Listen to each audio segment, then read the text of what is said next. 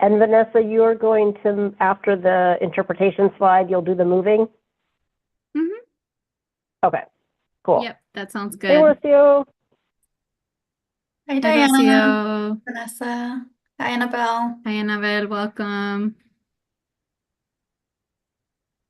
Let me change my name since I will be telling people to change their name.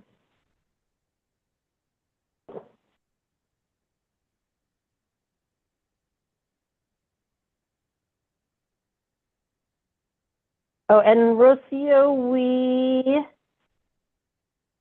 discovered last time, and correct me if I'm wrong, Vane, that it's for you to record locally, it's better if you're not co-host, because if you're co-host, it automatically records to the cloud, but if you're not a co-host and we give you permission to record, then you could record locally, but the downside to that is if you're not co-host, you can't help rename anything.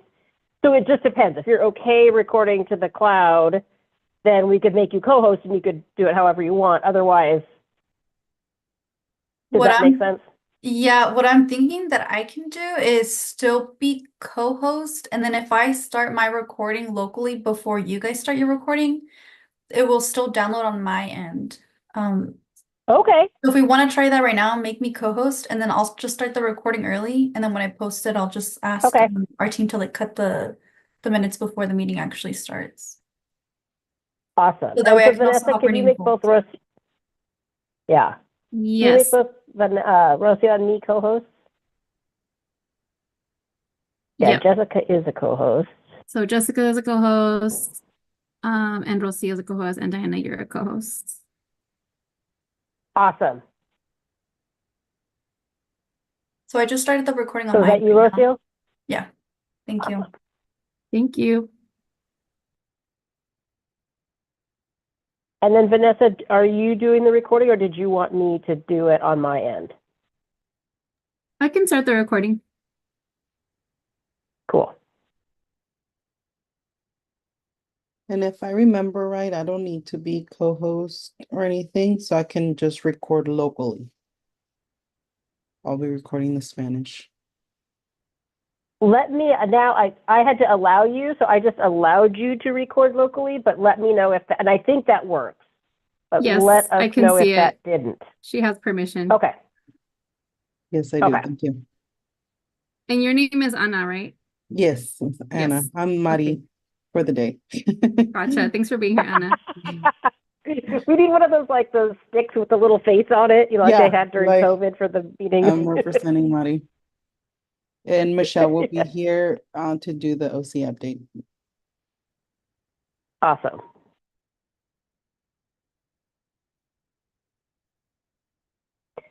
Welcome, everybody. We'll get started in about 5 minutes, so feel free to socialize or meditate.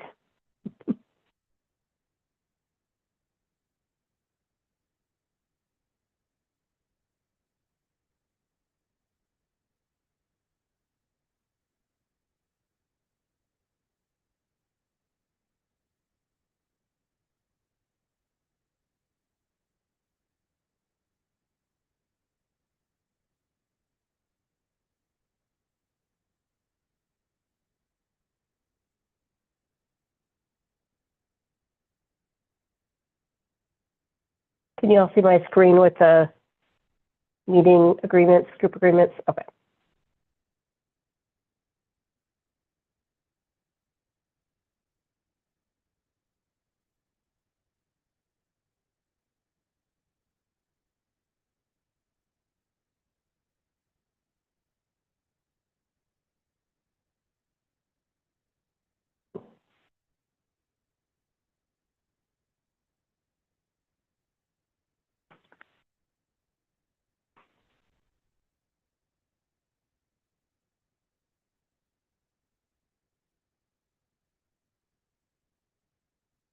Welcome, everybody. We're going to give it a couple more minutes before we get started. We'll start at right about 5.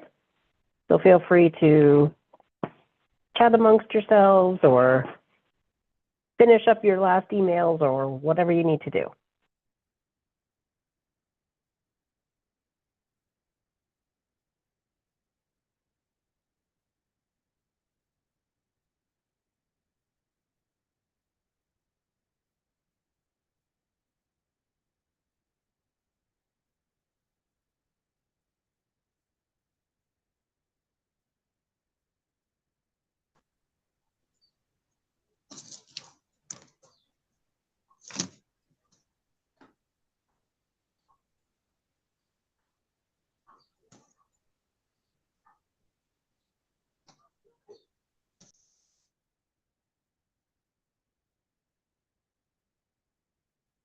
Air District folks, I'm getting excited about Clean Air Day. I'm sure we'll get some updates on that today. I just got my train ticket, so I'm very excited. I'm very excited. I'm so excited you're taking the train. I love the train. Me too. Yeah, it's not the most convenient, but like I can make it work. I mean, like it's relatively convenient for me. So, and going to Fresno is fine if you're going like any further than that. I took it for the in-person chapter meeting as well. I took the train. That's amazing. I used to take it a lot in college, but I went to college in LA. And so it was like half train ride, half really long bus ride. I know. What's the point? Yeah, know. they should. I Yeah, know. the bus part annoys me. Yeah. It was very rough. And just, yeah, it wasn't as convenient. I mean, honestly, it was my only option. I didn't have a car.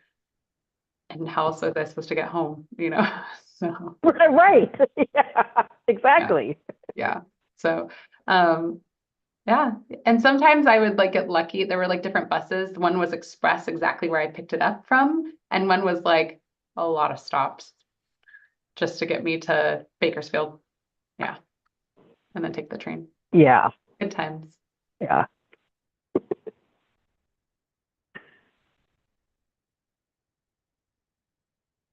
Yeah, and then when I took it to Bakersfield, because that's the stop where the bus starts, people got off the train and they were like running to the bus.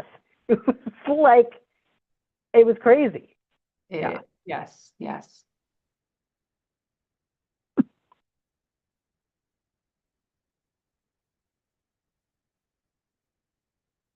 We're going to give it about another minute or so before we get started. Thank you all for being so prompt. And actually, it is 5 now, according to my computer. Yeah, so is it okay if we get started, everyone? Great. Well, thank you so much. Thank you for joining tonight's meeting and taking time out of your day. Before we start, we're going to make sure that everybody can participate in the meeting in whatever language you're most comfortable. So on this slide, you can see how to adjust your Zoom options so that you hear whichever language you prefer. So if you would like to hear in English, you go down to the bottom if you're joining on a computer to the world-like icon. You click on that and select English, or you select Spanish if you would prefer to hear the meeting in Spanish. And that should work if you're on a tablet or a phone. There's 3 dots, and you click that, and then you should get the option whether to listen in English or Spanish. I'm going to pass it to Lingüística to give these options in Spanish, these instructions in Spanish, then we're going to make sure everybody can hear. So pass it to you, Lingüística. Thank you. Buenas tardes a todos, bienvenidos a la junta del día de hoy. Vamos a tener la opción de interpretación disponible para aquellas personas que lo requieran. Si se están conectando desde una computadora, en la parte de abajo del menú de Zoom hay un icono que parece un mundo que dice interpretación. Seleccionamos el icono y luego seleccionamos español y silenciar el audio original para que puedan escuchar la interpretación del inglés al español y no escuchen 2 voces a la vez. Y si se están conectando desde una tableta o desde su dispositivo móvil, pueden tocar la pantalla, seleccionamos los 3 puntos, nuevamente interpretación de idiomas o language interpretation, seleccionamos el idioma español y al terminar seleccionamos finalizado, terminado o listo. Gracias. Thank you.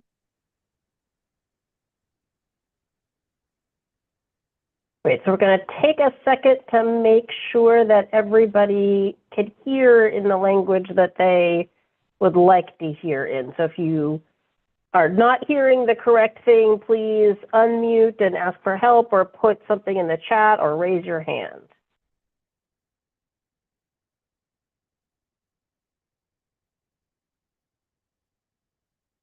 Looking around. My interpretation thing didn't work right now. It wasn't translating.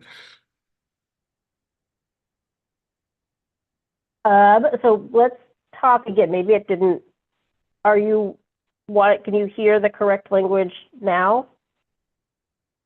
Well, now it's kind of hard because every time we ask, we stop talking. There's nothing to translate. I think I'll be fine. Okay. You could always chat to either Vanessa or one of the Linguistica people, and we could help you out. Thank you. Everybody else able to hear in the language that you would like to hear in?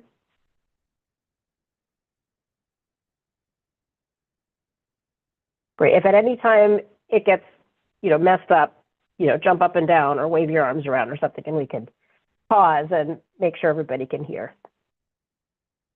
Great. So with that, welcome to the June Shafter Community Steering Committee meeting. As usual, Vanessa and I are going to co-facilitate today's meeting, and we're joined by Jessica and Rocio and a number of folks from the Air District and a number of special guests that you'll hear from later on. We really, really appreciate you all joining us, especially on an evening, especially when it's, stays light till really late and it's nice to be outside. So we really appreciate your commitment to your communities and helping improve air quality. As always, at the beginning of our meeting, we're going to go over a couple of logistics that are on this slide. Everybody is doing this really well already. Mute yourself if you're not talking so that we don't hear background noise. That said, if you would like to speak, please feel free to unmute and share or ask a question or raise your Zoom hand and do that, or put it in the chat. Please change the screen name associated with your little Zoom box so that we know who you are, and that if you're a CSC member participating in the stipend program, we track your participation for that program. You might notice that either Vanessa or me or one of the Air District people changes your name so that it has the right designation after it. That's just to make it easier. And go to the next slide. To support everybody's participation, again, this is your meeting, so please, ask questions and all of that. If you're on a phone and you're wanting to mute yourself or unmute yourself, do *6, and that will do the same thing as muting if you're joining on a computer. And the same thing if you want to raise your hand and you're joining on the phone, do *9. So *9 to raise your hand if you're on the phone, and *6 to mute or unmute. And this is our agenda for today.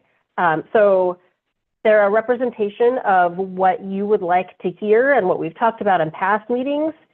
We have an agenda setting meeting most months, the week after the CSC meeting. So actually we'll talk about this at the end, but the agenda setting meeting for our next meeting is next week.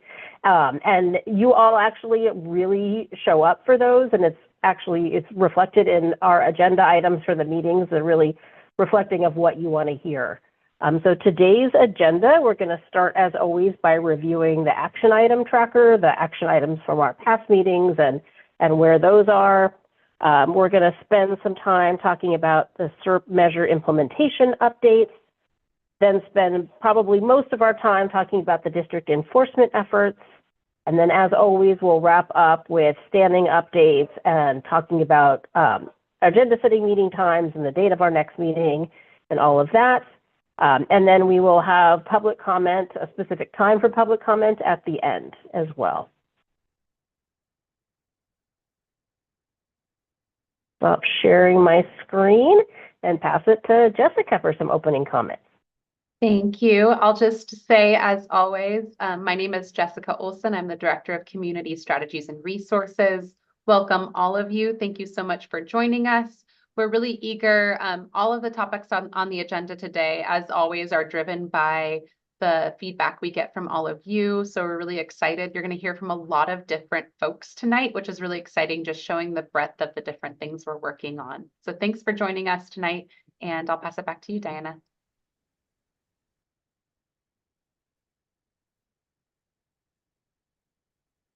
I was muted. I feel like the more I do this, the more I feel like I should not do these little unmute things, but this is proof that we're all human. So the first thing that we're going to start off, as always, is the agenda, the action item tracker. So as you know, during the meetings, Vanessa and I take notes and track specific action items with things that came up during the meeting that you all would like somebody to follow up on. And then we share them at the beginning of the next meeting to make sure we're all in agreement about what the next steps are and who's responsible for doing them. So now I'm going to pass it to Rocio to share the action items and progress from the May meeting. Thank you, Diana. Good evening, everyone. This is Rocio. Let me go ahead and start sharing my screen so we can move on with the action items. Okay, can folks see my screen? Yes. Thank you. So we have 3 action items from the previous meeting that I will go over today, starting off with in progress section. So for context, as folks remember from the last meeting, there was questions on the low dust nut harvester measure, including where the equipment was being used. So right now the district is looking into this request, and we'll make sure to circle back with some more information about this at a future CSC meeting. So going back up to the top and then moving on to the completed section. So at the last CSC meeting, DPR shared some links with the CSC about the pesticide monitoring system and PREC. And so it was noted as an action item to share these links with the CSC. So we went ahead and shared this with folks via email. So moving on to the ongoing action item. So we noted this action item down as ongoing, and this is for the wonderful team and the Air District to always continuously coordinate to provide guidance and experience to any community partners that are interested in planting vegetative barriers in Shafter. And so that was all of the action items, super quick. There was only 3 today, but I'm happy to take any questions or comments that folks might have.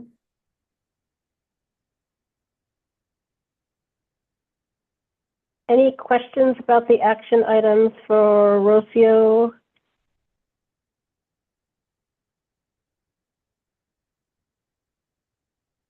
Feel free to unmute or to put something in the chat.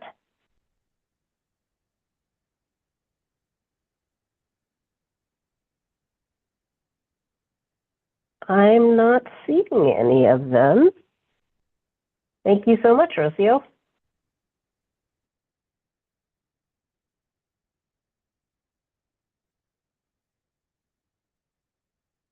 So now we're going to our first kind of main agenda item, and this is the CERT measure implementation update. So Jessica from the Air District is going to kick off the discussion, and then she's going to be joined by some folks from District Grants and the Valley Clean Air Now, or Valley CAN group. They're going to share updates about 2 specific CERT measures. As you know, we rotate the updates that we talk about specifically in the meeting based on your interests. And so the ones that are going to be talked about today are the passenger vehicle replacement measure, and then the passenger vehicle repair measure. That's also called tune in and tune up. And they're going to share the goal and the status of each program, and then also how your communities and your families can participate in these. We have about 25 minutes for this agenda item, so feel free to ask questions and make sure that you understand what the progress is and what you can do. And Rocio put a link to the presentation in the chat. So thank you, Rocio, for doing that. And I'm going to pass it to Jessica. Thank you. This is Jessica. Hello again. Welcome all. I hope we're seeing my screen. Is that correct? Awesome. Thank you. Yes. Great. Well, as mentioned, there are 2 measures we're going to go over because they are both officially launched. These are both measures, as you saw in our last couple of meetings. We've talked a lot about the different buckets of measures. So measures that are for businesses that have sort of the higher polluting operations, measures that are for the communities or agencies, measures like paving roads or having sidewalks. And then there's measures that are directly for residents. And the measures for residents that provide the most funding and really the most benefit, I think you'll all agree, are providing passenger vehicle replacement or repairs for your vehicles and the vehicles of your neighbors. So we're really, really excited about both of these measures officially launched. They are both open, and we have some really exciting updates for you today. The first measure is replacement. So I'm going to really briefly introduce what the measure was in the SERP, and then I'm going to pass to Akio. He's on our incentives team. He is an expert in all of everything to do with this type of measure, and he's going to walk through a few examples of how the measure works, because it has been a little bit since we've talked to you all about what goes on with this measure. Really briefly, this measure is to fund replacement, that's why it's called the replacement measure, of passenger vehicles with electric or plug-in hybrid vehicles for residents that live anywhere within that big Shafter boundary. The funding allocation that you all have in your SERP is $6 million, which actually, just side note, is actually the most out of any of the SERPs in the Valley. So certainly, as you all were prioritizing the work in your community, this was a really important measure. We have approval from CARB, and we've entered into a contract with Valley Clean Air Now, who is our partner who does all of the outreach work to actually run this program. And we'll talk about kind of who that is and their outreach work in an upcoming workshop they have in just a moment. So actually, really briefly, this is an overview of all of the different there's kind of a few different types of funding that you can get based on what you're replacing and what you're purchasing. So I'm actually going to pass it to Akio, who's going to walk you through this and also a couple of examples of how these types of funding can be applied to the types of vehicles that you're purchasing and replacing. So go ahead, Akio. Thank you, Jess, and good evening, everyone. My name is Akio Bastian with the Valley Air District. All right, let's get into this passenger vehicle replacement measure. So it's intended for low-income qualified residents that reside within the Shafter AB617 boundary. And with this program, you'll have the opportunity to receive either $18,000 towards the purchase of a brand new plug-in hybrid electric vehicle, or $20,000 towards the purchase of a fully battery electric vehicle through the program. If a new vehicle doesn't end up suiting you, though, however, you do have the option to purchase a used plug-in hybrid electric vehicle or a used electric vehicle as well. However, the amount that you'd be offered through the program would be a little bit less. For a fully electric, it would be $12,000 instead of $20,000. And then for a plug-in hybrid, it would be $11,500 instead of $18,000 towards that vehicle. However, you do still have the opportunity to gain some additional funding. It's not through a district program, however, it's through PG&E, in which they offer up to $4,000 in additional funding through their used EV rebate program. And that can be used again towards a plug-in hybrid vehicle or a used electric vehicle. You can go ahead to the next slide, please. So, what does low income mean to us? It means that your household income must be at or below 300% of the federal poverty level. And this chart here is what that looks like. So, for example, if your most recent federal tax return shows that you're the only individual in your household, you don't have any dependents or a spouse, you'd have a household size of 1. You'd have to make $43,740 or less annually, basically, to be considered eligible for this program. Now, if your most recent tax return from 2023 has 4 individuals, say on there, maybe you have 3 independents plus you, that would be a household size of 4, and you would have to make at or below $90,000 in this scenario. So as you can see, the income threshold does increase with the size of the household. And that can be determined as well through our program website. You can calculate that there. You can go to the next slide. Thank you. So to be considered eligible as well too, the vehicle that you're replacing through the program must be 2006 or older.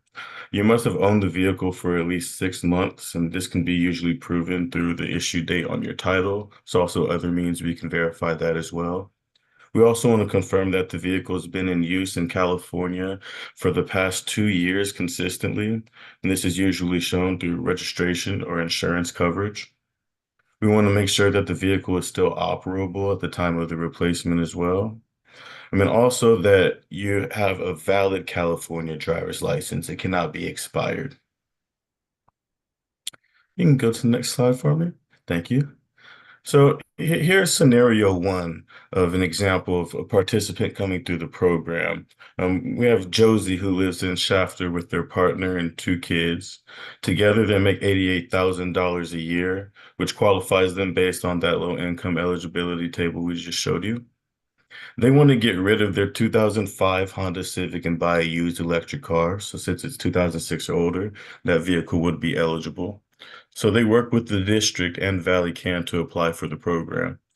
Once their application's approved, they go to shop at our eligible dealership, Bakersfield CarMax, and they find a used 2019 Nissan Leaf EV for $14,000. So since this is used, they're not eligible for the $20,000. However, they are eligible for the $12,000 incentive through the program, which is taken off the price of the car right at the dealership during the final transaction. Josie pays the remaining $2,000 out of pocket plus the cost of the tax, title, and registration.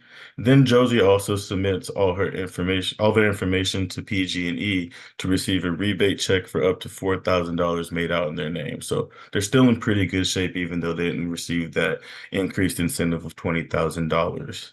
So now Josie's family drives an electric car that costs them just basically the tax, title, and registration.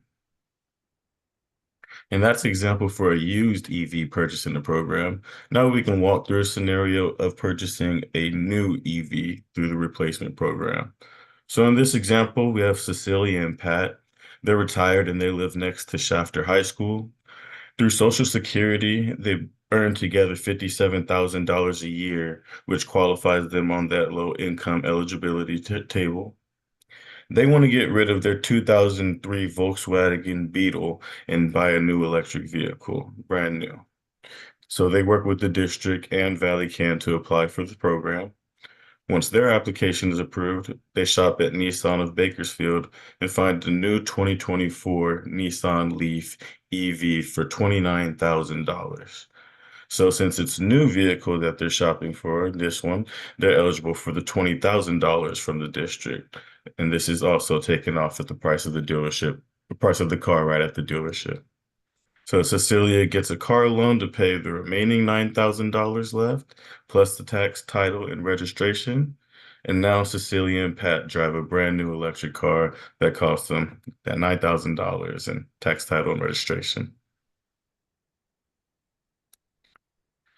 So we have some real life examples here to show you today too. For example, on the left, we have a used 2019 Nissan Leaf S right now that's going for $13,998. They obviously got $12,000 towards that from the program. That would leave them with just shy of $2,000 left, but they can also apply for that PG&E rebate program up to $4,000, which basically covers the rest for them. And a real life example as well, looks like at Nissan of Bakersfield for a brand new 2024 Nissan Leaf S is currently going for $29,030 after the Nissan rebate is applied that they have there. So in this scenario there, they would receive $20,000 towards that $29,030. And it's kind of like that example we just showed you on that last slide where they pay $9,000 out of pocket plus tax, registration, and title. The current program dealerships in Kern County that we have right now are going to be Richland Chevrolet, CarMax Bakersfield, and Nissan of Bakersfield. We are constantly onboarding dealerships every month, so this may increase in the future. But as of now, this is the 3 that we have in your area. You can view their inventory with the following links. The eligible dealership list is also found on the program website. So we also today have our program manager from Valley Clean Air Now, Veronica Valencia, who's going to go ahead and take it away and explain the outreach that we're doing for the Shafter AB617 community. Thank you, Akio. Hi, good afternoon. So as Akio mentioned, we do have outreach right now going on for the current AB617. We will be in Shafter on Monday, June 17th. The clinics usually are held between 5:30 to 7:30. We do arrive since 4 o'clock because we have usually a line of people that get there before 5:30. This event here will be at the Firehouse Pizza, East Lerdo Highway in Shafter. We do have bilingual representatives at all of our drop-offs or all of our clinics. We do have bilingual representatives to assist all customers. What we're requiring from customers and what we ask them to bring to make sure that their application is complete and can be submitted immediately is the 2 years registration, 2 years of insurance. So we do ask from the current month. So right now we're in June. So we would ask from June of 2022 to current, 2 years of insurance. The vehicle title, we need to verify that there's no lien. We do ask for the first 2 pages of the 1040 tax return. Right now, we are asking already for 2023's. We do ask for pages 1 and 3 of the current PG&E bill or the SoCal Edison bill, and of course, a valid California driver's license. And though that is the information that we're requiring from customers to come to the drop-off. We do have customers that come and ask for questions. They want to make sure that it's real, that we will, handle their documentation accordingly. And then sometimes they come, verify, go back home if they're close enough, and then come back and bring their documents. But the option is that they can also email it in as well, or they can submit it through the online portal. And that's the information that we have for this event. I'm not sure if anybody has any questions. Diana, this is Jessica. Now would be a great time for anyone from the CSC before we transition to the next topic to have any questions for Akio or Veronica. Great, and I see Linda has a question.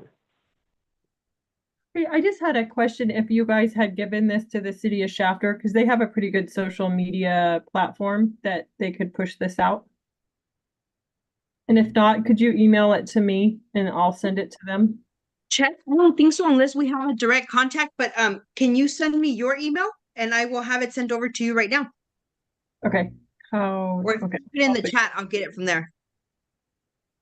And I appreciate that. Thank you so much. And while that's happening, Bianca wants to know if there's a link for the flyer that somebody could put in the chat also, and so that like the one that showed in this slide where it shows exactly the documents that people need to bring. This is Jessica. I think we can do that and we'll put that in right now. Thank you.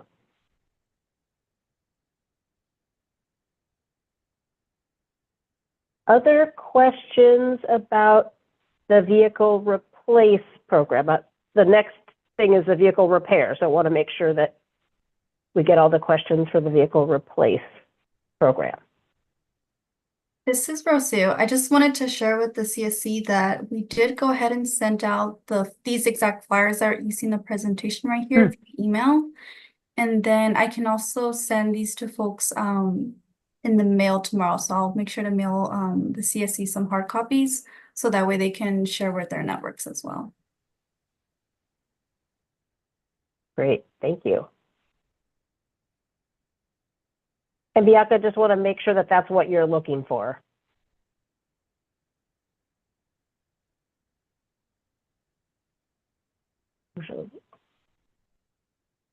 Yeah, let us know if there's something else that you need. Other questions about the vehicle replace program? Hi, this is Vanessa. I have a follow-up question about. Hi, this is Vanessa. Can you hear me? Yeah. Great, thank you. I have a question for Akio about the vehicle replacement program. I noticed that there were a couple of models mentioned, and I'm wondering if there's any restrictions on the electric or hybrid vehicles that can be purchased with funds.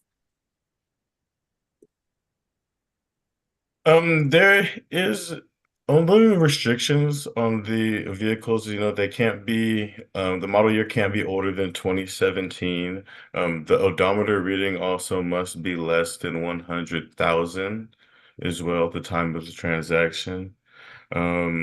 But those are the only restrictions that we have on the vehicles. They also can't have any active recalls, so any recalls that may be active or pending must be cleared before the sale of the vehicle too. That's a very important one as well. So that way we're making sure our participants are receiving quality vehicles on the road. But those are the main restrictions against the vehicles. Of course, they have to come from our eligible dealerships as well too. And they are meant for light duty vehicles as well too. So they're not meant to be, I believe the range is the limit's either 100,000 or 90,000 as a maximum for the gross vehicle weight rating. But we don't really run into too many EVs that meet that threshold. So those are the main ones there that we're looking for. This is Vanessa. Thank you so much. This is Akio. You're welcome. This is Diana again. Any other questions about the vehicle replace program? Bianca. I have a question to the or to the Air District. If they don't see any movements, are they going to do a review like in the Arvin and Lamont community after the 6 months if they don't see any movement happening with the car replacement? Are they going to review it and maybe change some of the clauses so other communities are able to outreach not just lower income, but maybe middle class or so? This is Jessica. We can make the same commitment to review participation 6 months from since we're launching the program today. So at the end of the year, we can make a commitment to review with you all program participation and interest. We're even happy to, at our next meeting, even talk about how many folks signed up even at the most recent event, the event on Monday. So we'll definitely commit to that, Bianca. That sounds like a great option, is to keep everyone informed on progress. Thanks. This is Diana. I like that idea too about at the next meeting letting us know how many folks participated in the outreach. Thanks for raising that, Bianca. So I think I will suggest that we move to the vehicle repair measure, and then we could always at the end, if there's time, open it up for questions on any of this. So passing it back to you all. Sounds great. This is Jessica. I'm just this is a little bit more straightforward, but I also have a team behind me to help answer any questions about this measure as well. At the exact same time that we launched the vehicle replace measure, we also launched our vehicle repair measure. You might all be familiar with what we call tune in, tune up. This is a specific funding allocation just to host an additional event in your community. This is funding for emissions-related repairs of high-emitting vehicles. We have $400,000 in this, and the project plan, again, was approved by CARB. The details are vehicle owners in the boundary can get a repair voucher for up to $850 if their vehicle is in need of smog-related repairs. And we have, of course, as mentioned, entered that same contract and agreement with Valley Can, also applies to this measure. This allows us to host an event in the Shafter community, and we are working right now with Valley Can to schedule what that event looks like. Of course, we'll work with all of you to make sure folks know about the event, how to get there, how to make sure that they show up and get their event or get their vehicle voucher for repair. So I'm just going to describe really briefly what the vehicle tune in, tune up events look like. So these are local weekend testing events. This is an example of essentially we set up, or we don't, our Valley Can partners, I should say, set up sort of a drive-through process where folks bring their cars to a specific location They go and drive up, and approved participants are they essentially get testing, I should say, through this drive-through process. You can see here folks using tools to test and understand any emissions-related repairs that might be needed for these vehicles. And approved participants are provided vouchers for any necessary emissions-related repairs at participating smog shops. So these are not only great programs to allow folks to get their vehicle repaired, but we also use these programs for outreach for that replacement measure as well. So it's definitely another opportunity. Maybe instead of getting a voucher, folks are then able to just see that we can replace their vehicle with those other incentives available. And we use it as a time to provide opportunities to connect with folks about things like clean air rooms and other incentives programs available to them. So I'm just maybe going to pause there and see if there's any questions. I know a lot of you are pretty familiar with the tune-in, tune-up process, but I definitely have other folks here that are maybe more familiar and can answer some detailed questions. I do see Michelle's hand. Yes. What is an approved participant? Is that the same qualification as the vehicle replacement? What makes you an approved participant?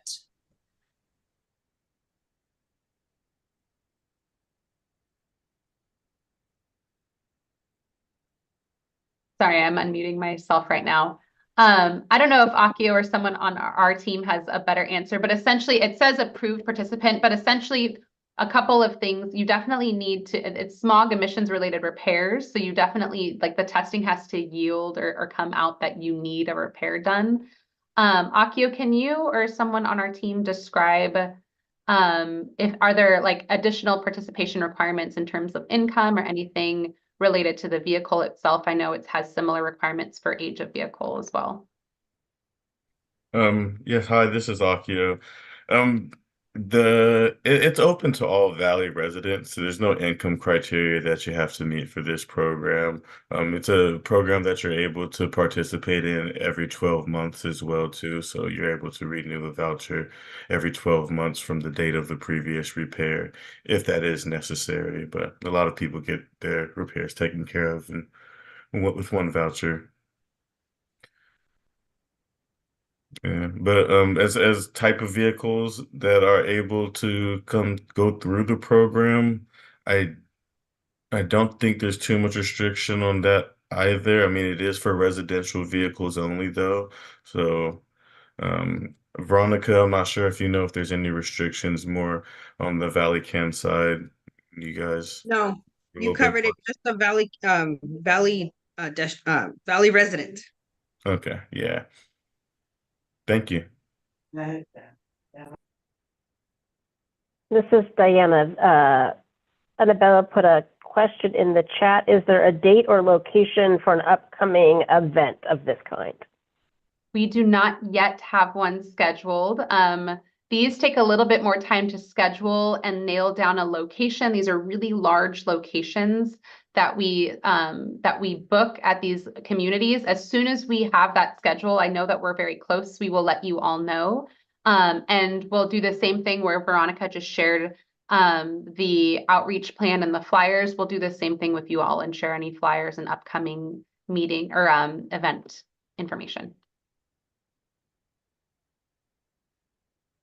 This is Diana. Thank you, Jessica and Akio. Other questions about the vehicle repair? Or Jessica, I could also let you go to your next slide. My last is just, we'll continue to work with Valley Can, not only on what I just said, which is outreach, but also on scheduling and communicating to you the time and location of the Tune In Tune Up event and any other upcoming workshops for the replace measure. That one workshop on Monday, I want to assure you, is not the only workshop that will happen. It just happens to be the first. And then, of course, as mentioned, and I think as committed to based on Bianca's question, we will always bring you implementation progress and any additional information as needed to make sure it's transparent, open on how we're doing on the program. And with that, Can I make a quick correction, Jess? Sorry, I realized what I Yeah. said earlier. I said 90,000 or 100,000 pound limit on the vehicle. I meant 9,000 or 10,000. Sorry.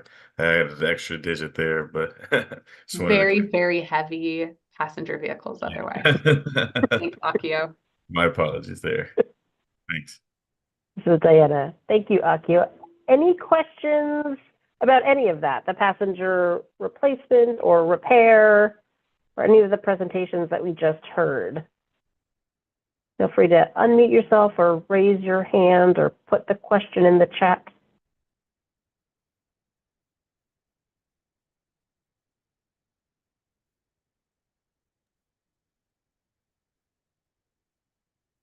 Well, if nothing occurs to you all now, anything at the end, let us know.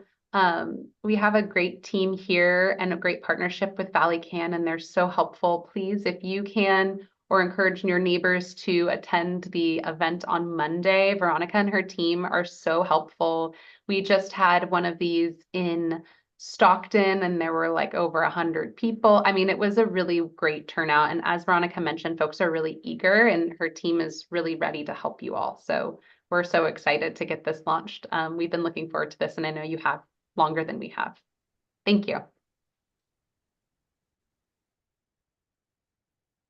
This is Diana. Thank you, Jessica and Akio and Veronica. I'm now going to pass it to Vanessa for our next agenda item. This is Vanessa. Thank you, Diana, and thanks to everyone for your engagement. Next up, we're going to be diving into discussion on another topic that folks have been pretty interested in learning about, which is compliance and enforcement efforts being done in the Shafter community. And first off, I'd like to thank everyone who has voiced their interest in discussing this topic so far, whether that's been in past CSC meetings or at agenda setting meetings. We really appreciate your feedback. And in order to keep the CSC informed and keep these conversations going, we're gonna revisit that topic today. So this item's goal is to discuss enforcement efforts, progress, and commitments in the CERP, or the Community Emissions Reduction Program, as well as review the quarterly enforcement report. So at this time, I'd like to pass the mic on to Karen and Jennifer, who will be presenting today. Hi, thank you, Vanessa. My name is Karen. Let me share my screen.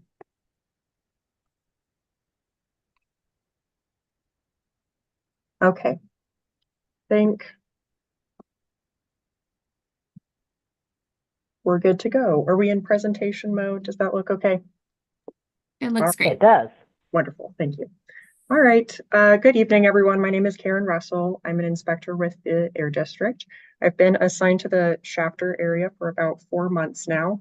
And today we're going to review together compliance and enforcement efforts in Shafter. And I'll plan on talking through any questions at the end. So if anything occurs to you during this presentation, if you'll just take note of it and we can discuss it at the end. So how does the district enforce its rules and regulations? In Shafter, we've implemented an enhanced enforcement schedule, which means that we perform more frequent inspections at stationary sources. Public complaints are treated as a top priority. We try to contact the reporting person who's called the complaint in within an hour and respond by either conducting a field inspection or referring the complaint to the appropriate agency as soon as possible. And then we implement the other enforcement strategies outlined in the CERP, and we'll review each of those later on. But now we'll talk more in depth about what inspections of permitted sources look like. So our goal as an enforcement team is to make sure that businesses, individuals, and municipalities within our jurisdiction are complying with local, state, and federal air quality regulations. Each year, the district performs inspections at over 9,000 permitted facilities and responds to around 3,000 public complaints.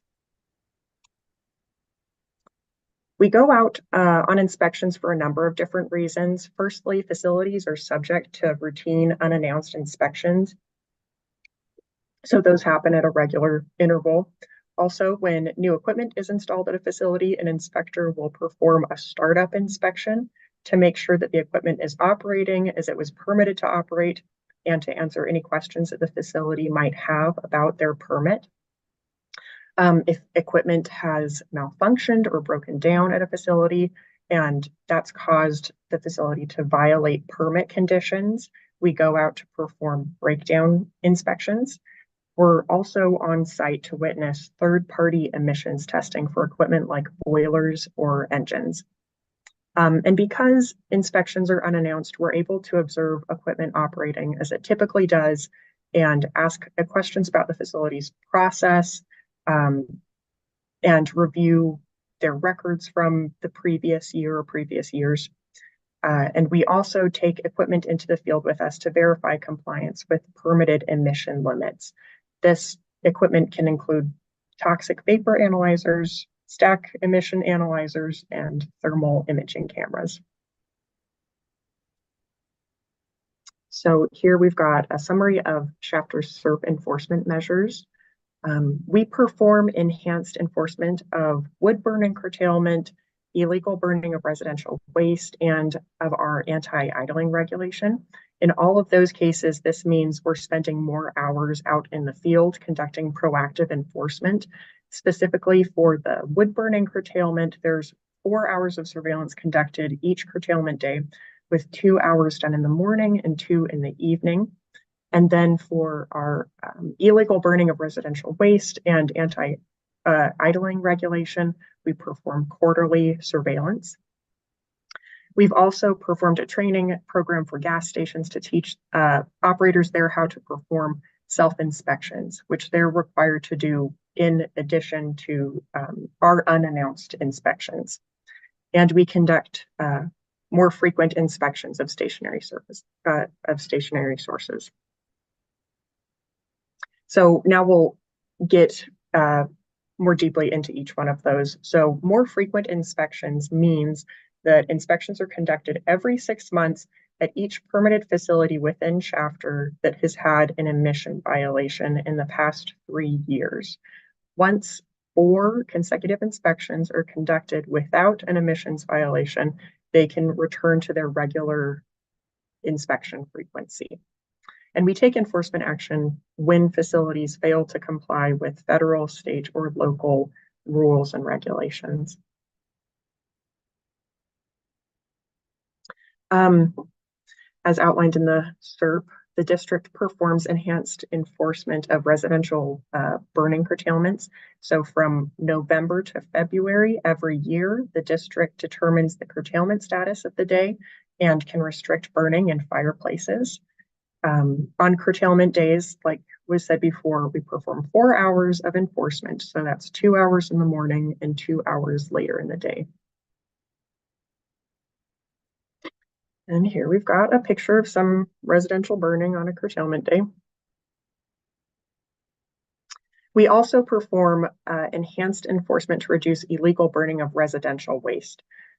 District Rule 4103 restricts open burning, and California Code of Regulations 93113 prohibits the usage of burn barrels. And we've got a picture of a burn barrel right there. Those rules allow us to limit the potential for localized particulate matter 2.5 and toxic impacts from illegal open burning of residential waste. And we perform that targeted enforcement quarterly to reduce these pollutants.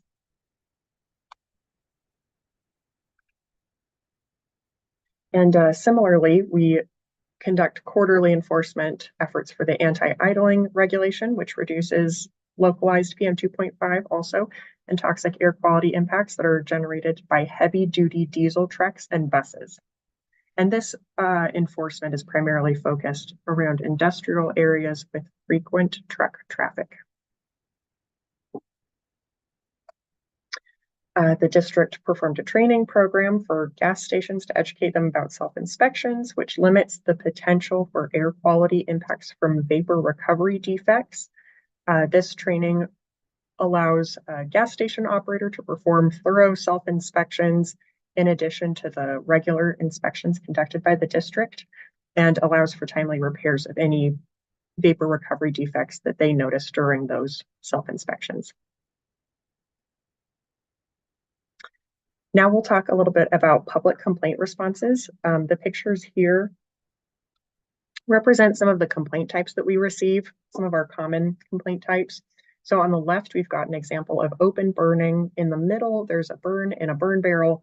And to the right, some dirt tracked out from a site, which falls under District Regulation 8 rules, which enforce dust mitigation. So agricultural burning is one of our common complaints, and ag burning is really closely regulated by the district, and it's only ever allowed to be conducted under a permit. And most agricultural burning activities are being phased out by 2025. As part of the district's close monitoring of ag burning, field staff regularly inspect burn sites to ensure that only authorized materials are burned and to see to it that best management practices are used during a burn.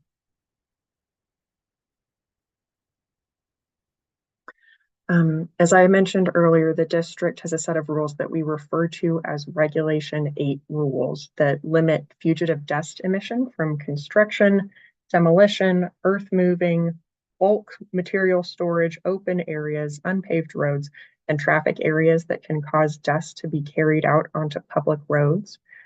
So when activity subject to these Regulation 8 rules is occurring, sites typically need to submit either a notice or a dust control plan to the district, and we perform inspections of these plans, and the sites are subject to the requirements that they list in the plan throughout the duration of their project. We also respond to complaints about dust from ag operations. District Rule 4550 limits ag-generated dust emissions. The rule requires that any ag operation that is over 100 acres or animal feeding operation over a certain size must submit a conservation management practices plan that communicates the strategies the facility will implement to reduce dust. And these are inspected every 60 months. So if you have a concern or you want to register a complaint, please contact us. We've got on-call inspectors, and so we're available to respond to complaints 24 hours a day, 7 days a week, 365 days a year. We've got a bilingual telephone complaint line and interpretation services at the ready.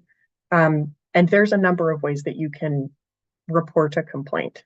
You can call them in by phone, use our website, valleyair.org, or even use the district's mobile app, Valley Air. And just a note, it's best if you can report complaints to us when they're actively occurring so that we can get an inspector out at the site as soon as possible and visualize, be able to see any emission generating activity while it's happening.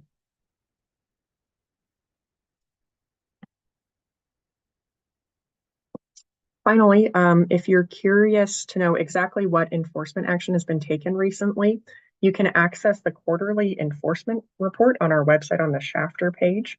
There's a section titled Enforcement Report, and all of our quarterly reports are listed under that header. And these reports break down the points that we've talked about today: residential wood burning, illegal open burning, anti-idling, and stationary source inspections. And each of these sections details whether or not we've received any public complaints in the previous quarter and whether there were violations issued for each of those sections, categories. So we have pulled up the first quarter of 2024. So this last quarter, we received 8 total public complaints.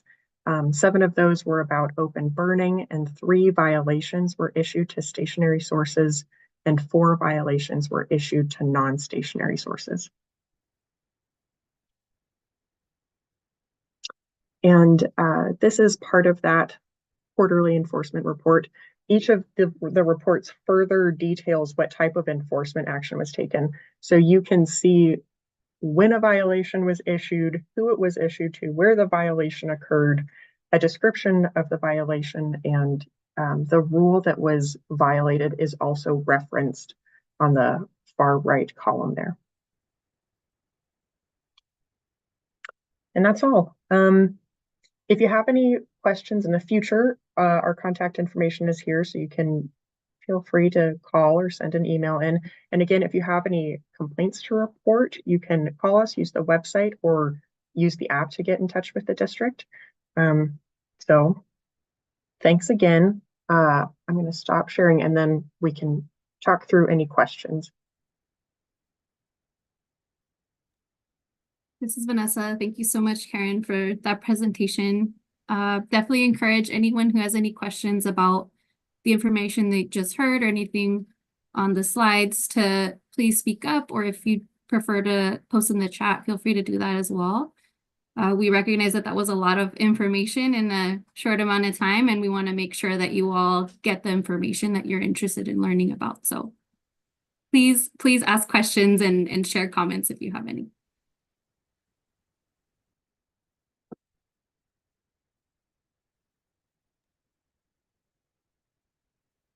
This is Jessica. I saw a comment in the chat in Spanish if someone would like to read that out loud as a question for Karen.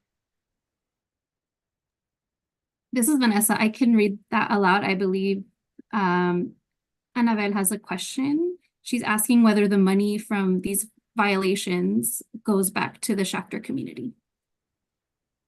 I can help answer that one. This is Jennifer Lettergerber. I'm the compliance manager here in the Bakersfield office.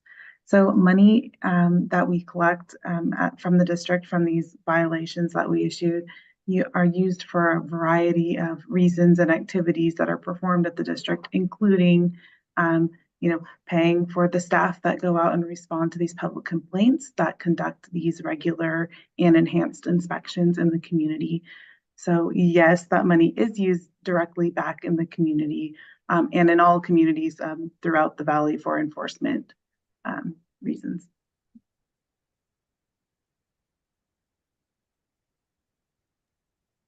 This is Vanessa. Thanks, Jennifer. And thank you so much, Annabelle, for that question. This is Jessica. I just want folks to know, I know it's kind of hard to see on the screen, so I also dropped in the chat the enforcement report that Karen went over, and each one of those has the detail of those handful of violations that she also went over.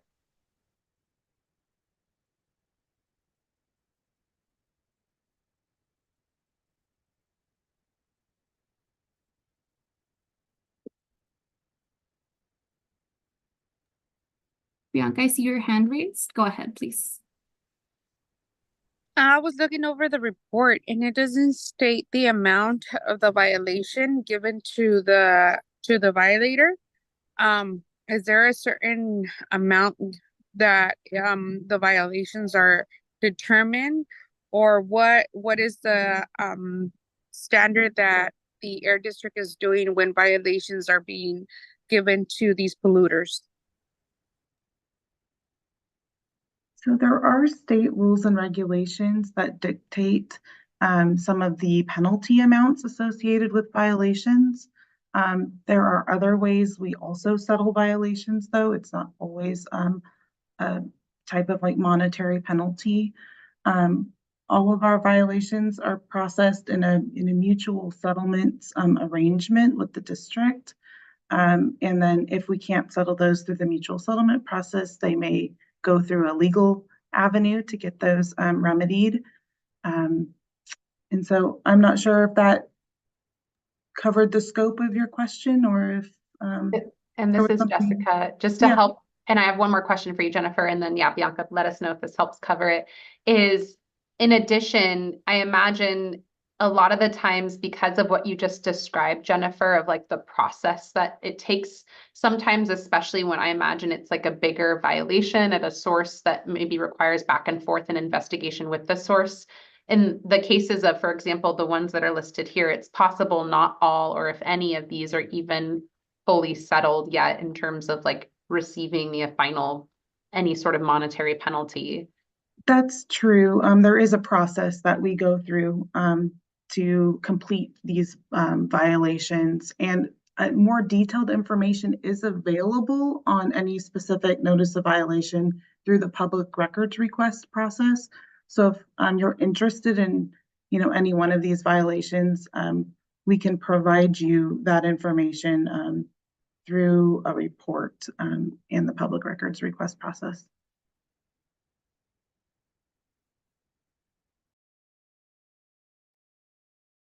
Bianca, you have your hand raised. Go ahead. I was wondering, anybody could do a public request for these type of documents, or is there something specific that they would want to see as an attorney to do the public request, or any residents from the community of Shafter could do that? Yes, any member of the public can file for a public records request, and you can do that directly on our website at valleyair.org. There's a simple form to fill out that just basically asks them very general questions, what information you're seeking, and then we go through a process to produce those records through that process. But any member of the public can file for a public records request.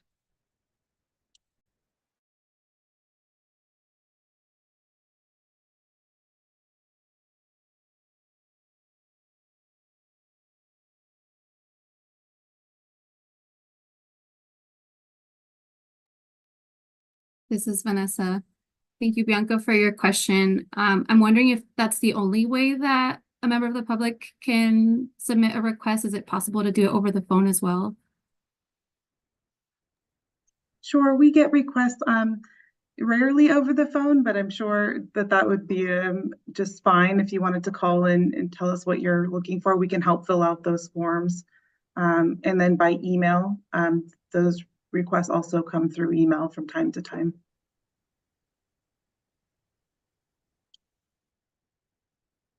This is Vanessa. Thank you so much. And I see a question from Bianca. She's wondering if we can get the number to call in. So the number that somebody would call to submit a request over the phone. Is it the same number that was on this last slide? On the very last slide, yes. That's our main line. And I can repeat that number. This is Karen. I can repeat that number. It's 661-392-5500.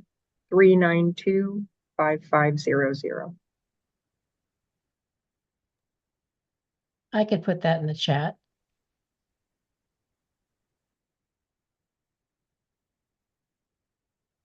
This is Vanessa. Thank you. Are there any other questions or comments from folks about this item?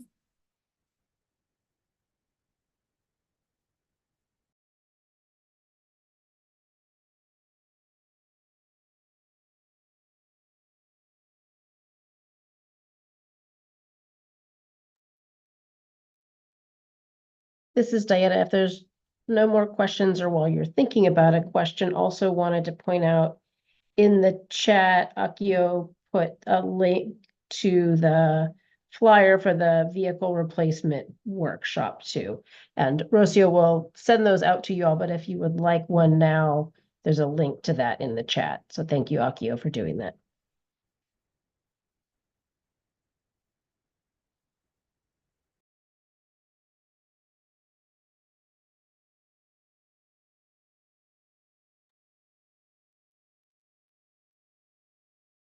This is Vanessa. I'm not seeing any questions or comments related to district enforcement efforts, so I'm gonna go ahead and transition on to standing updates. If you do have a question related to that topic a little bit later on in the meeting, feel free to raise your hand, or you can also post it in the chat. So at this time, we're going to go through standing updates.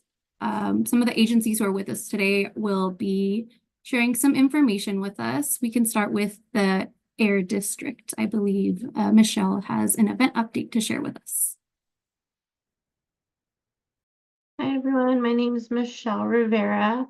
I am part of the outreach and communications team for the Valley Air District. I just wanted to let you guys know that we will be out in Shafter on Friday for the First Fridays event. I'm hoping to be bringing out some air purifiers, but regardless, we will be helping people sign up for the program. So if you or you know anybody that is going to be attending, please send them our way. We will be having a booth in front of the Bank of America in downtown Shafter. We will also be joining Valley Can at their event. And we will also be helping residents sign up for air purifiers. So again, if you know anybody that hasn't gotten their air purifier, please send them our way. I will also have information about some of our other programs. So if there's anything that you need, or if you need me to bring copies of anything, please let me know. Feel free to drop that information in the chat, and I'm willing to bring out anything that you guys need, just to help us get a little bit more outreach in your community.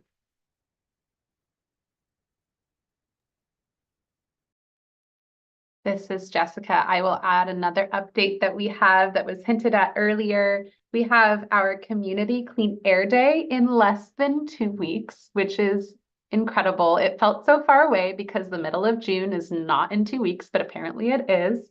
And so that's June 22nd. That's a Saturday. I know a bunch of you are going. If you are still on the fence, we still have room for you and we would love to have you. There is going to be a bus. It will pick up in your community. So if you're interested, I'm going to drop the link to the website in the chat.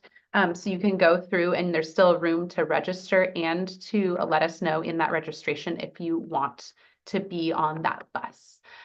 We're really, really looking forward to it. If you're a resident who already receives a stipend, you will receive a stipend at the event. So we're really excited about the day. I'm really excited to share with you all and to have you all share the work that you've been doing with other communities. And we have lots of folks that aren't a part of 617 that are planning to attend. This is about beyond 617, a lot of the work that you all do kind of across just your communities in general. So we are really excited and can't wait to see you all there. So this is your encouragement. If you've still been on the fence, it's going to be a really fun day. Everything is free. We will have food for you. We will have little tote bags and kind of other fun things to give away. And of course, you'll have a great time with all of your neighbors. So hope to see you there. This is Diana. Vanessa and I will also both be there in person, in addition to some other members of our Harder and Company team. It was so great when we got to see you all in person in Shafter a couple months ago. So really, really looking forward to seeing you all, not just in a little square, but in 3 dimensions. So I second the encouragement to come. I'm really looking forward to it.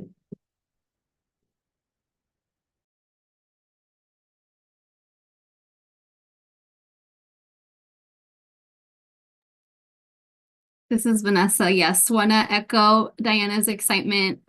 We're all ready to go for Community Clean Air Day, and I know that we don't get to meet up in person very often, and so really looking forward to celebrating the latest efforts with you all, connecting meaningfully in person, and just having a great all-around day. So definitely encourage you to register if you haven't already, and if you're interested in attending.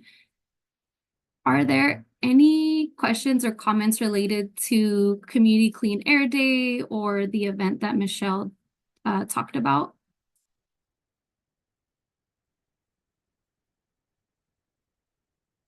Also want to encourage folks to access those air filters if they haven't already.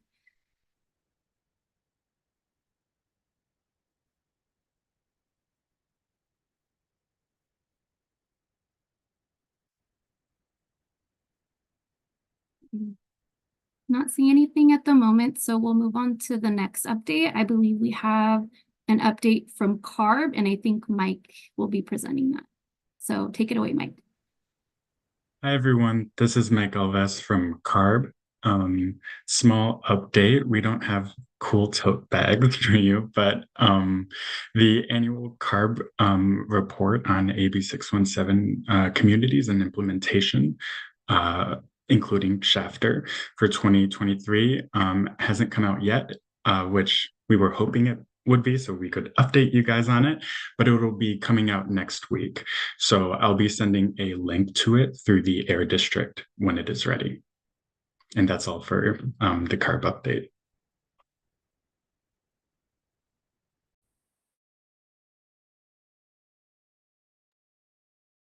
This is Vanessa. Thanks so much, Mike. Any questions or comments for CARB at this time?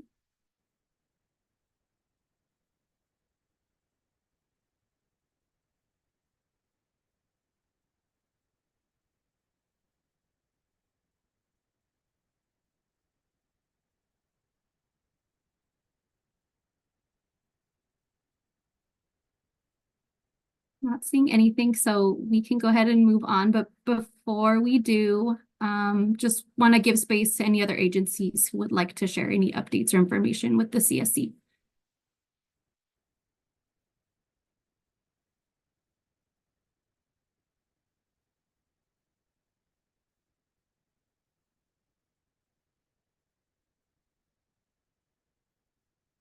All right, then in that case, we can move on to our wrap up next steps and agenda setting item.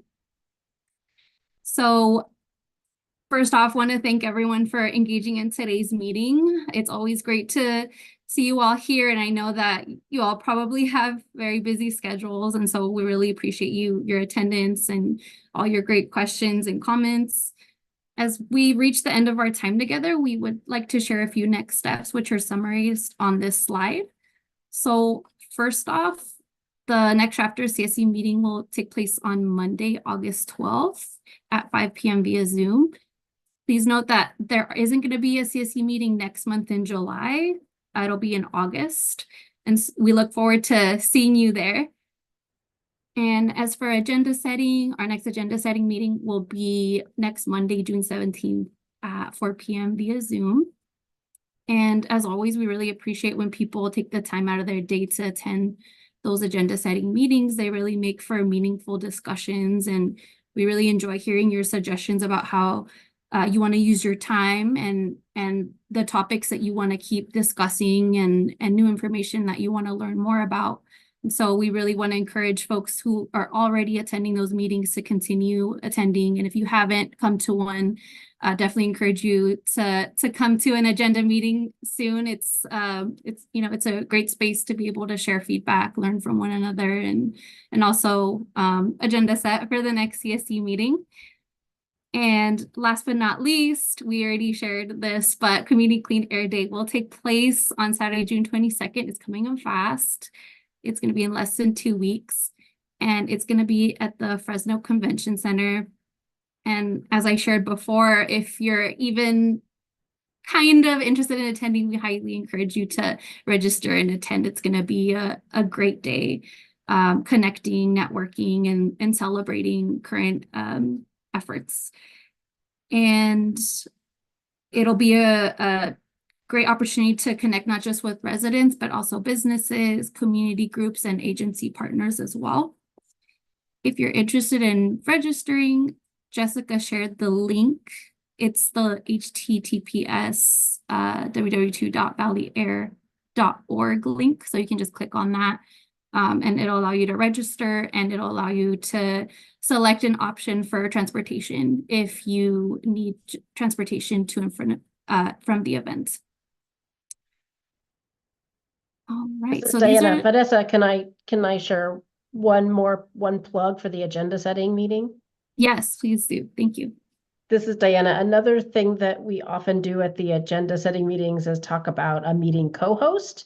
Every once in a while in chapter, we'll have a co-host, which means one of you help us facilitate these meetings. And what that means is whatever you want it to mean. It could mean that you do a little welcome at the beginning. It could mean that you help us introduce one of the agenda items. It could be that you help us work on the agenda. It really could be anything, as much or as little as you would like. And we could give you as much or a little support or practice or whatever with that as you would like. So if you are interested in being a co-host, either for the August meeting or for a meeting in the future, you could let us know at the agenda setting meeting next Monday, or you could always reach out to either Vanessa or me or anybody from the Air District, Jessica, Rocio, and we could help you with that. It's really fun, and I think it's really helpful for your co-CSC members to hear directly from one of you all as well. So think about that if you're have any inclination. This is Vanessa. Yes, Diana, thank you so much for that plug. As she mentioned, we're happy to work with you in preparing for co-hosting. If that's something that you're interested in, you can do something as little as sharing a quick update, or if you want to co-host the entire meeting, we're happy to help you prepare for that too. Also, you're probably tired of hearing from us the entire meeting for 2 hours. So in addition to it being helpful, hearing these updates and other information from your fellow CSC members, it's also a great way to, change the facilitation up a bit. So definitely encourage you to let us know if you're interested in co-hosting. All right. So that is it for next steps. This is Vanessa. At this time, I'm going to review action items. So we do this in order to help with transparency and accountability. We want to make sure that you know that we're tracking action items throughout this meeting, and we also want to give you a chance to take a look at them and modify them if we need to. So at this time, I'm going to share my screen so you can see the action items that we have for today. Can everyone see my screen okay? Yes. Okay, Actually, can you move it up a little? like that? Yeah, thank you. Okay, perfect. Thank you. This is Vanessa. So we only have one action item for today, but it is an important one. So the action item is the Air District will send physical flyer for a vehicle replacement sign-up event to CSC via mail so they can share with their networks. And we'll also provide the link to the flyer, which I believe the link has already been provided in the chat. So if that's something that you're interested in accessing, feel free to go to the chat and click on that link. And Jessica, I see you have your hand raised. Go ahead. If I can add one more action item, which is to, at our next meeting, report out on our outreach event for the Valley Can vehicle replace measure, as well as do a check-in in December regarding program progress.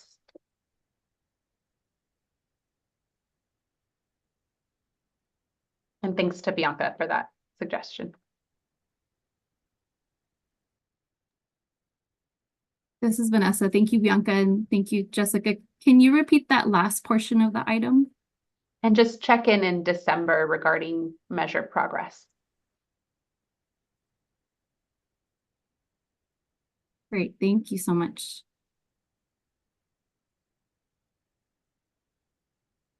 Are there any things that folks would like to change about the existing action items, or are there any other action items that we've missed?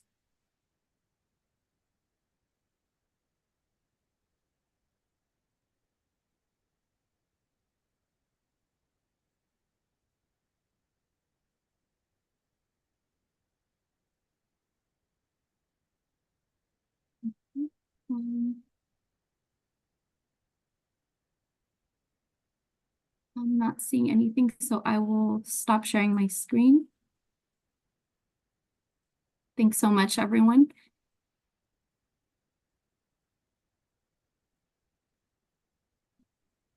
This is Vanessa. Thanks again to everyone for your continued engagement. We're really grateful that you've all attended today's meeting and have shared, whether that was a question or a comment.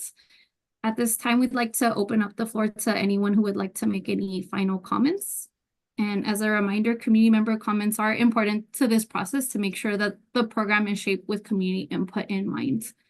And so if you're interested in making a comment, we do ask that you follow the instructions on the slide. Please raise your Zoom hand or type a comment in the chats to share a question or comments, whatever you feel most comfortable with.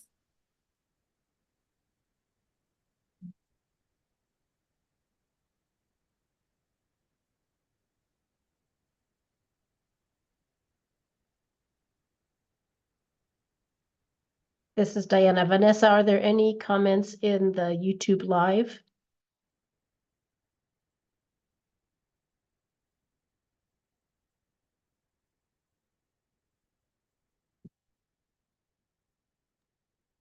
This is Vanessa. I'm not seeing any comments on YouTube Live.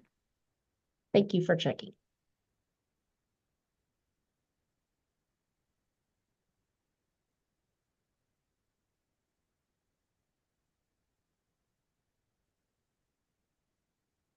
This is Vanessa. I'm going to pause for a bit just to give people some time to make those questions and comments.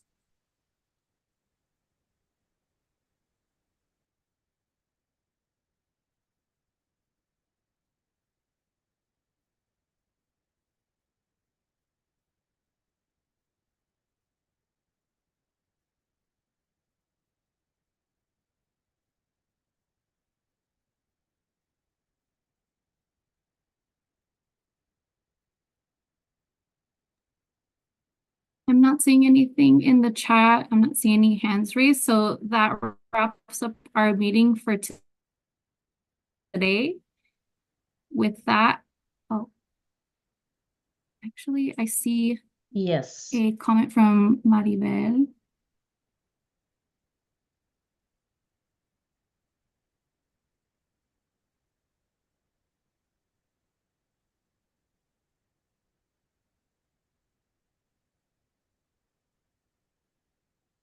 This is Vanessa. I'm having a little bit of trouble of translating that.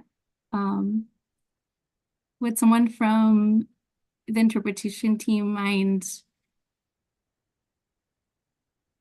Oh, thank you. This is Vanessa. I see the comment. We don't get bored of watching and listening to them. That's really sweet. Thank you so much, Maribel. I really appreciate that.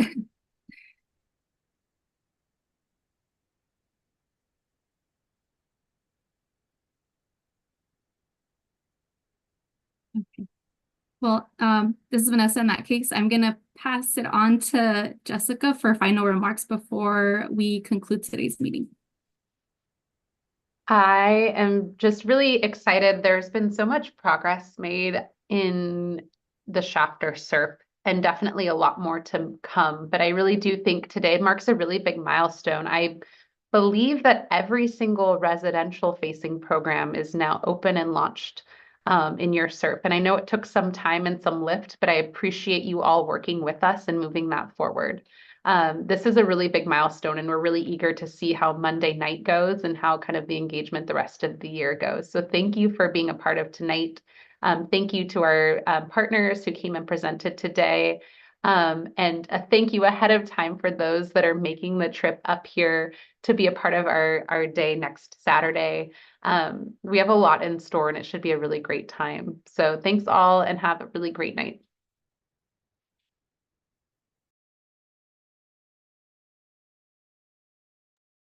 Thank you, everyone. Good night. This is Bye. Vanessa. Thank you, everyone. Have a wonderful evening. Till next time. Bye, Angie. Bye, Fermin.